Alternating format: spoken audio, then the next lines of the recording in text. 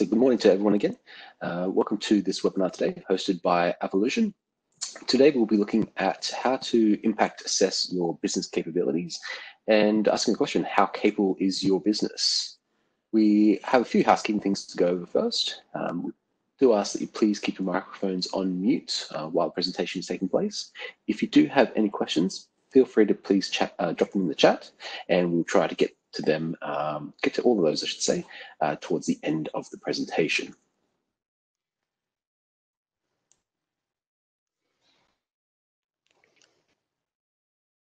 Get started, just a bit of background info about Avolution.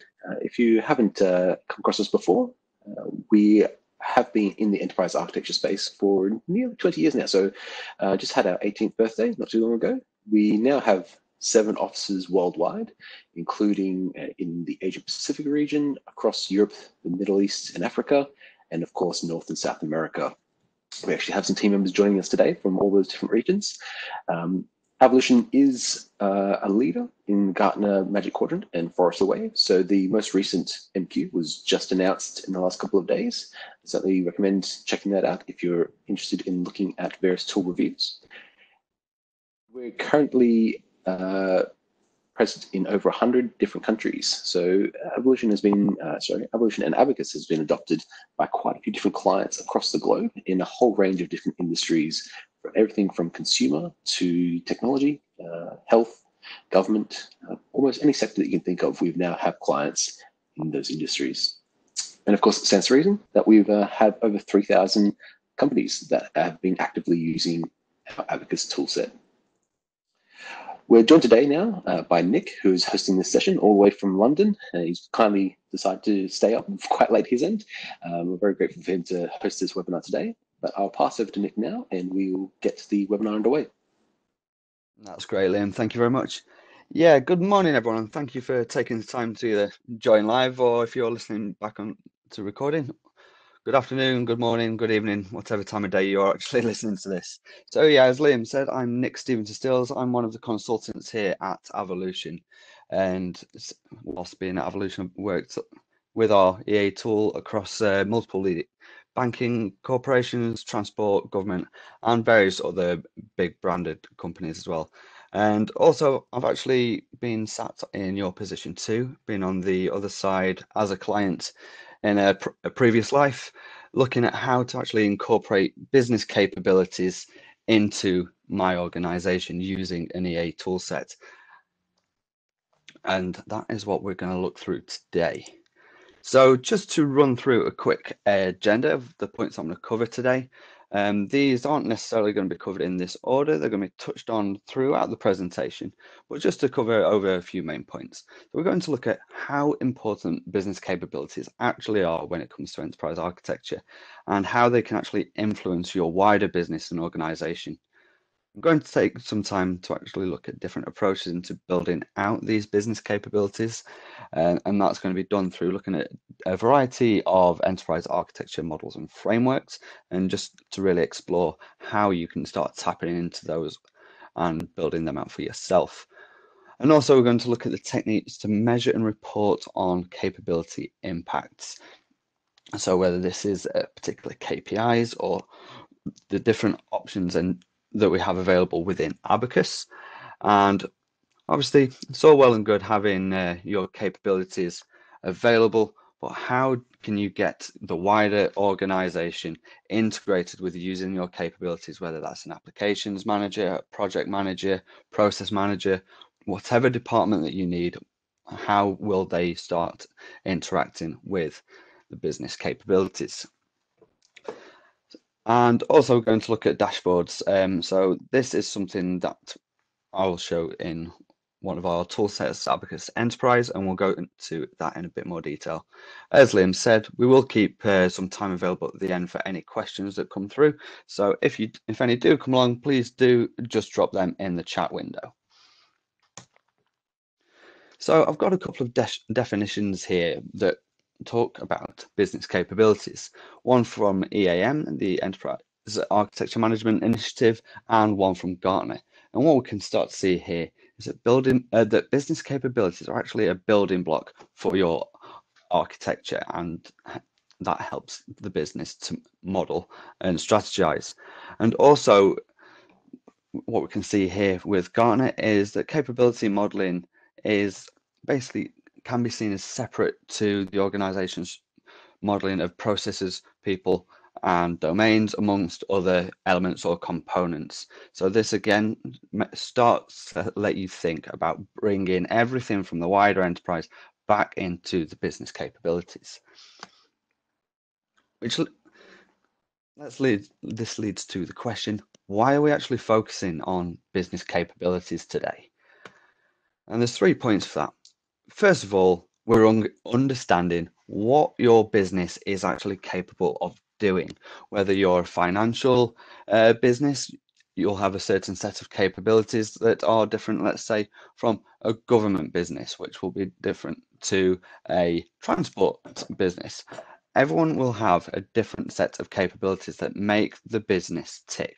And obviously, more than likely, you're going to have some generic capabilities, the likes of sales, marketing. All of these at a very high level. But we'll start to look at those a bit deeper as we continue. Another reason to focus on business capabilities is the fact that whilst they can change and they can adapt, they're not necessarily the fastest moving part of your organization. For example, with ourselves at Avolution, we sell an enterprise architecture tool, but that we're never going to say, actually, now we're going to sell shoes. No, your business has a set of capabilities that will move slightly, but compared to the fast moving parts such as the technology and applications, even the people, they can actually change much quicker, and having a focus on business capabilities keeps a very clear sight of what your organization is trying to achieve going forward. And with this focus in mind, it actually helps you uncover the potential redundant technologies and processes, maybe in some instances, capital, whether that's people or processes or other components or elements.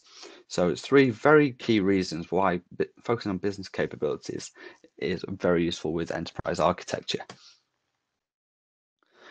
So as you can imagine, I'm going to be actually using ABACUS a fair bit in this demonstration and webinar. So we're going to actually look through how ABACUS can be used with business capabilities. And just to really talk through what I'm going to show you today is a lot of the diagrams and the data that you're going to see in this webinar is going to be from this section here, ABACUS Studio. Now, this is the heavy lifting tool, shall we say, where you get your data in, you can create your meta models and start really building the foundations of your enterprise architecture. Well, first of all, what I'm going to do is bring up ABACUS Enterprise, the dashboard visualizations, which, as we've already suggested, are going to help get information out to your organization. So I'm really going to start at the end of this whole process of gathering your data and business capabilities together. So if I just transist over from here into my team. So one thing that ABACUS supports really well is, whilst we have this dashboard that you can see here, this is actually ABACUS Enterprise in browser format. So anything that you have within ABACUS Studio, so you can actually put this into ABACUS browser. But what I'm just going to bring up now is our dashboards. And what you will be able to see now is the fact that I've actually integrated a few dashboards, which you can see at the top here, into my teams that I use day to day, which is why I've just been scurrying around making sure that I can show you everything clearly. And what you can start to see is you can actually set these dashboards up for individual users or individual groups to show them just the data that they want to see. I've been talking about different stakeholders. In this instance, I've got a application dashboard, which could be used by my application portfolio manager. They can start using the visualizations by drilling down into their application viewpoints, start selecting filters to narrow down their catalogs. But what they can also do, and I'm saying this is from the perspective of a capabilities manager wanting to understand where the organization's application portfolio, what capabilities do they use? I can set this for my applications portfolio manager to go through and say, actually, all you need to do is fill this column in here. You click this here, and then there we go. Within a couple of clicks, I'm starting to map capabilities to a centralized repository where applications are stored in the same place as my business capabilities. So this would then feed through, look at it from the same perspective as a portfolio manager. So this could be someone who's looking after all of the different projects. Exactly the same principle. We've got all these different viewpoints. We can have different tables or diagrams that have been created. Again, a catalog with different details. But again, it's like, let's see what capability is impacted by these particular projects. Start getting the view by, again, clicking in, and you get the gist. You can start clicking and making those connections. So I'll come back to these dashboards a bit later on, but just what we're going to start looking at now is through ABACUS Enterprise in the browser view is all the information that we can actually make in ABACUS Studio. And you're probably going to be familiar with certain views like this, which is just a very basic capability map. We don't want to just settle for this if we're using ABACUS and wanted to model business capabilities, because frankly, what does it tell us other than a couple of boxes within boxes? If you want to do something as simple as this, you can use basically any modeling tool and you can get here. We want to look at these in a bit more depth, but let's take this back to the beginning now and see, well, fine, we can get to our dashboard stage, but how do we know how to build our meta model to begin with? So we're just going to have a look at a couple of different meta models. The first of which is, let's refresh my screen. And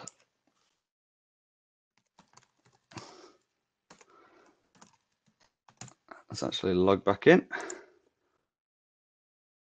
And what we can see here is the BizBok 6.5 meta model.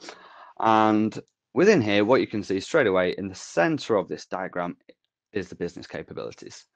And within here, you can just tell how comprehensive this meta model is. We can see instantly the number of direct connections that are going out of this box. You can see it's nested. And this nesting is something that we can do within ABACUS, which helps you actually build out different levels of capability. So you, no doubt, you have capabilities at a high level, as I suggested before. Levels 1 could be your sales and marketing, and you might have sub capabilities within that. But just to really hone in on why business capabilities are important is if I actually drill down, see what these are connected to directly, we can see capabilities are connected to 7 different components: business units, outcomes, likes of initiatives and products. And this is just within one framework. That's your one capability can impact 7 items that are part of your business. And obviously, if we go back to the meta model, capability can impact a value stream, and then look at everything else that this value stream impacts. So you can start to understand and appreciate the knock-on effect. Likewise, we can see something very similar with TOGAF. So again, a completely different framework. In this one, again, highlighting the importance of a business capability. We've got a capability in our architectural context, but we also have it within our main business architecture. Exactly the same principle as before, is that it's connecting to multiple different parts of this meta model. So whilst we saw in BizBok, it's actually connected to the organization or business unit and value stream, Within TOGAF, it's also connected directly through a course of action function and process. So again, same principle, it's knocking on, it's got such a wide ranging impact on the business. And this is just within two particular architectures that we've chosen to show here. So in two architectures, we've got 10 different potential touch points within business capabilities. Now, I understand that this can actually quite be overwhelming if you're coming into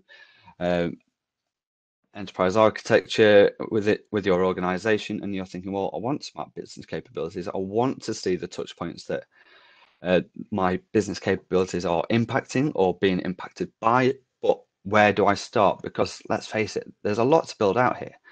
So what we can actually do, and this is something we support within ABACUS, is we encourage you to build out a model incrementally. And this is our own meta model. And what you can see, if I just click on this view here, we've actually got 4 different levels. And starting at this level here, we can see our business capabilities again have been nested. So we've got your business capabilities by layer, level 1, 2, however many you may need to go to. But what we can also see is the processes that underpin the capabilities. And this is just from a modeling point of view. So we can see in this instance that processes that our process underpin capabilities here. And to keep it simple, all we've done is we've mapped these so we can connect it to department and applications, and we're going to trust that our applications portfolio manager will create these connections to the servers. So there you go. That's how you can start building out your business capabilities and not be phased by trying to connect it to the wider business. But then what you can start doing is building out incrementally to wider portions of your organization. So you can start connecting to the likes of strategic goals or desired results. And what we can see here is the likes of business services that are being connected. And what you'll eventually get down to over a period of time is a fully comprehensive meta model like the two we've already looked at in the terms of BizBok and TOGAF. This one is actually a meta model formed by ourselves. But what you probably will notice here, it's not just something completely random and made up. We've actually used pre-existing frameworks and we've taken what we feel, based from our experience, is the best of breed. And a lot of these you can see straight away stemming from business capabilities, or in this instance, just capabilities here. So what we can see is projects and all the different components that it's connected to there. Same with the strategy, same with processes and applications and services. So again, just building that understanding of how you can really build this meta model out around your business capabilities.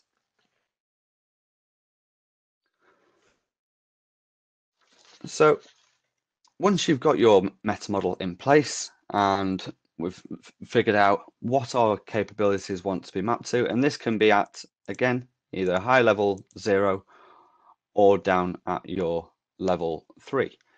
We're wanting to actually have a look at the data that we bring in. And within ABACUS, we do this either by using what we see here, we call a catalog, which is a very familiar format, which is very Excel spreadsheet style view.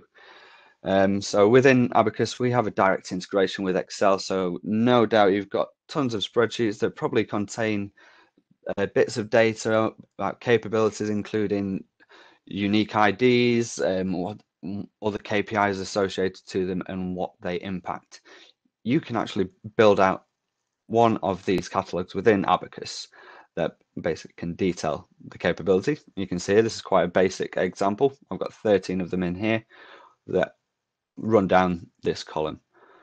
The rest of the columns are actually depicting what we have, or what we call properties. So you can start assigning items to these, as I was saying, different KPIs, such as a particular standard, any recommendation. You can see here we've got a criticality score. We've not actually got anything marked in here just yet, and I'll show you why further down in the webinar. But We also can start attributing particular costs or revenue figures against our business capabilities.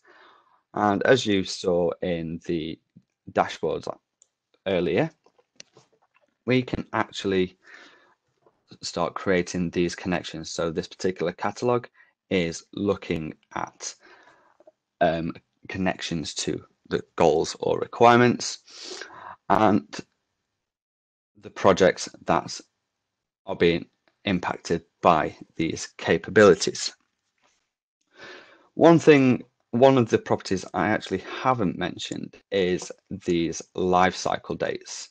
So while these life cycle dates, obviously quite plain to see, are just dates for different properties. But in this instance, these aren't just taken from a capability.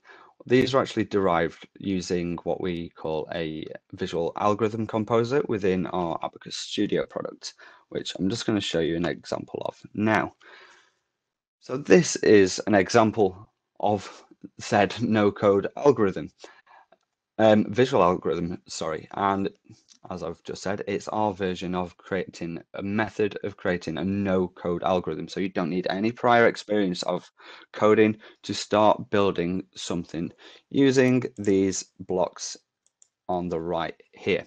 So these you can just drag and drop. And just to talk through this particular algorithm, what we're actually doing is, I've already mentioned that within the ABACUS meta model that our processes underpin the capabilities. So what we're actually doing is getting these process components, and we're getting these dates here. So we've got a start evaluation date, start development, beginning test, into production, and end life date. And what we're actually doing is attributing, so actually attributing these to the parent. In this case, it would be the capability. So where we have start evaluation date, what this attribution is doing is looking for the lowest date within that particular set of processes and putting that lowest date to our capability. So we're getting the right dates associated with the full capability based on however many processes sit underneath it.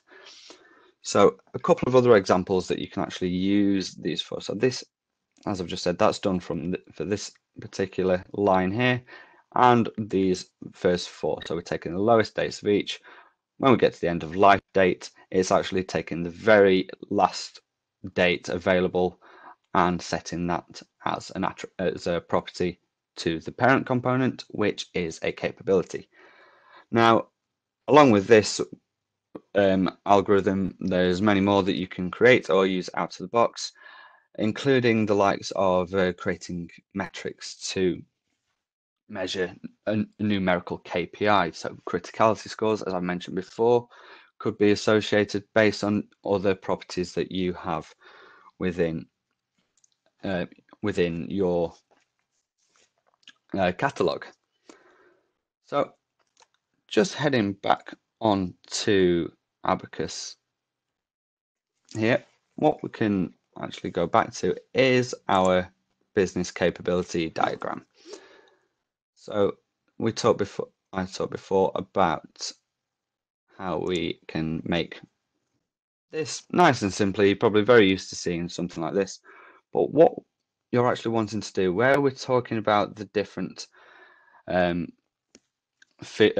property fields, if you've got that data sitting behind something like this, you can actually start creating something that, whilst will have a familiar look and feel to that, will also look so much more in depth at what sits behind this. So instantly you can see we've got a bit more color about it for a start.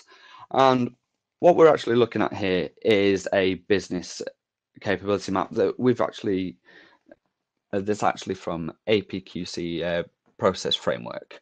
And just to point out here that the APQC is actually a really good resource. So if you're ever at a loss thinking, well, how on earth do I extract what capabilities I should have for my particular industry, where do I map this out? APQC is actually a really good resource that you can use, and it's a free resource. I probably should say that. And what you can actually do is there's lots of business capabilities in there that are industry specific. So I definitely suggest having a look at that.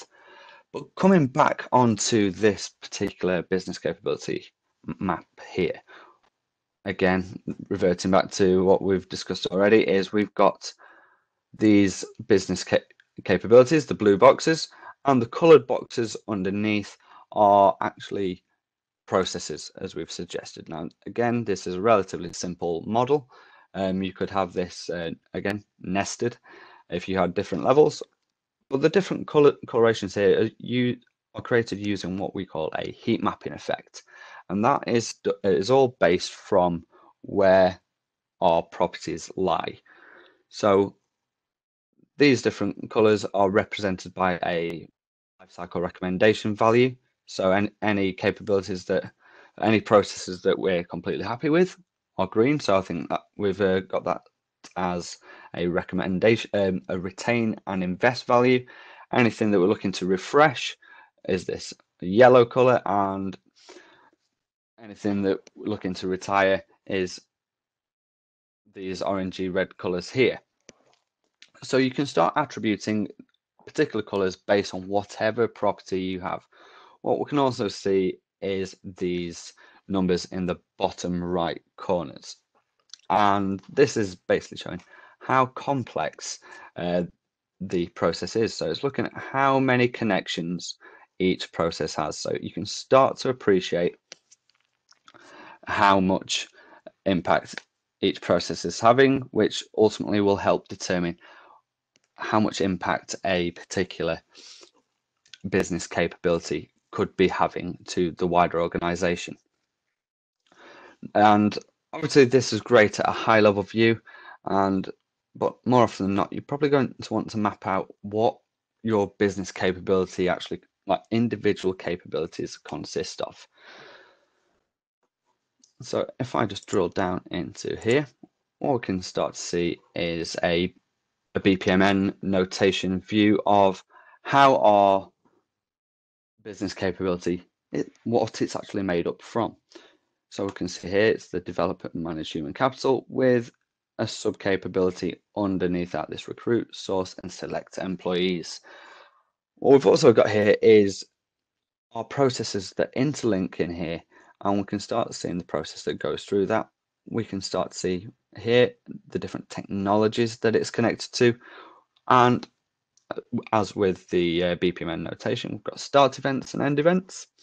We also have gateway events, and obviously because it's a swim lane view, we can see the actual departments or employee that this belongs to and a particular target that it's associated with. So you can really start to add a level of depth to your business capabilities that's no longer just a basic diagram as we saw before. So it's no longer just a box on a page and nothing else to it. It's now being driven by the details that we've collected from your properties. And one thing to point out with this view here is we never want to just say, right, you've got a new enterprise architecture tool, everything needs to be redone, because ultimately if you're trying to get buy-in to use a tool, that's not going to work.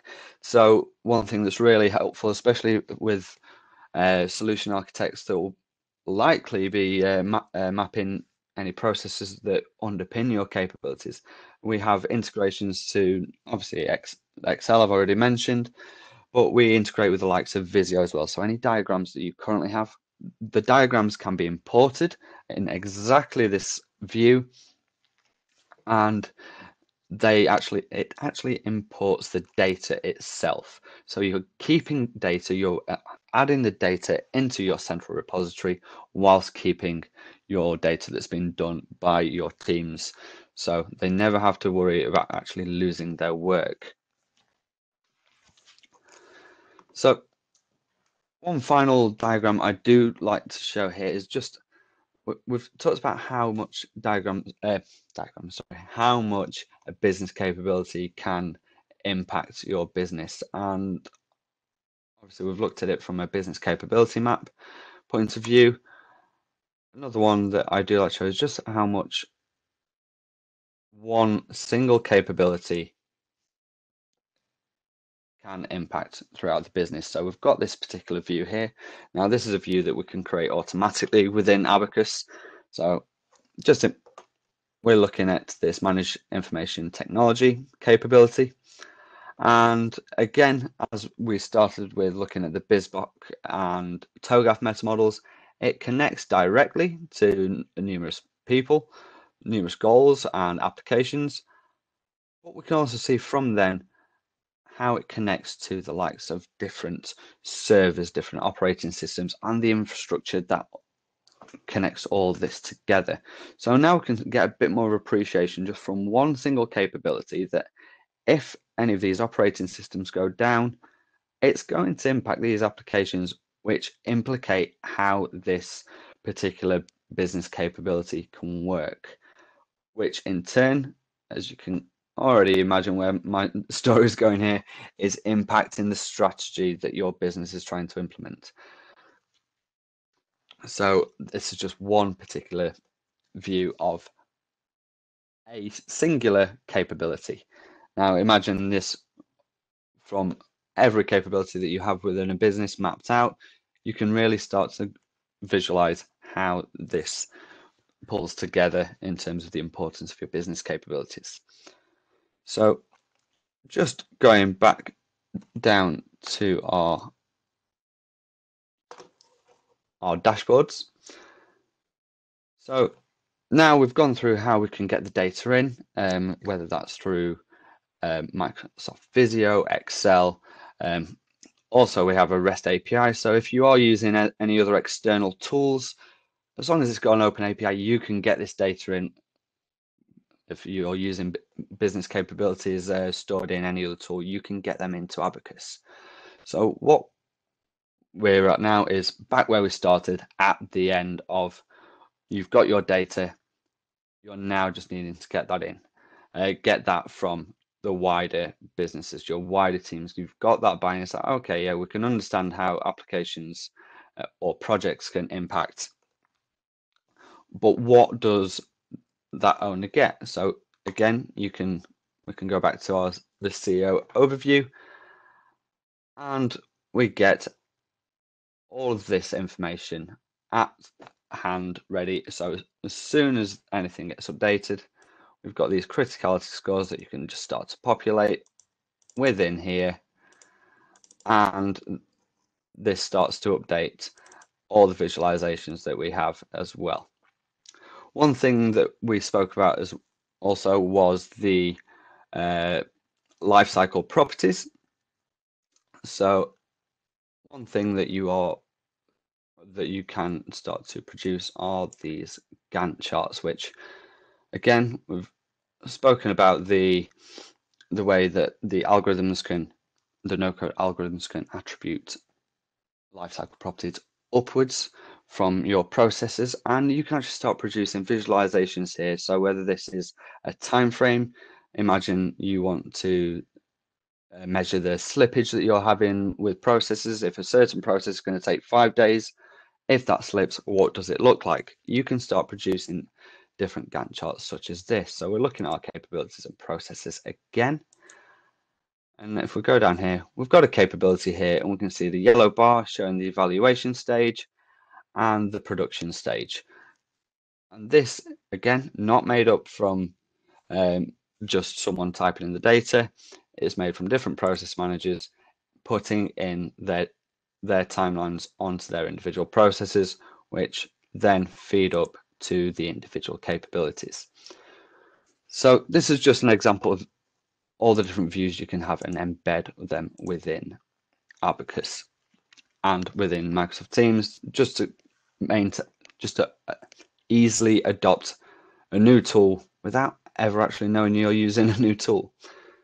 So That's about everything from me. I'm going to pass back to Liam now, who will give a bit more information on some upcoming events with ABACUS and Avolution. Thank you, Nick, and I'm assuming you can all still hear me. Nick, can you just confirm for me? Yes, we can. Sorry, so a bit of trouble with the audio earlier, but that's good to hear. So a few quick announcements from Avolution. We do have a digital summit coming up next month, actually, only in a few weeks' time. This will be a large 2-day event, which will be hosted online, and we'll be having clients from all across the globe speaking about various topics, including cybersecurity, technical debts, application rationalization, migration, and a whole host of other subjects as well. So there'll be experts from clients as well as some of our own consulting team. We will also be previewing the next release of ABACUS, which will be ABACUS 7, as well as having a few other discussions and panel sessions. So I highly recommend that you register that now. The web address is there on the slide. Please pop across to our website to register. Places are limited, so I strongly recommend that you get in and register as soon as you can, because we do have a limited capacity for it. If you're also interested in other topics, we do have another session coming up quite soon online, which is our open group webinar, and that one will be focused on tackling technical debt. This particular webinar will be based in the Europe time zone, so it's actually at 3 p.m. London time. However, if you do get a chance to register for that one, it'll be a very good topic to check out, and we will provide the recording as well.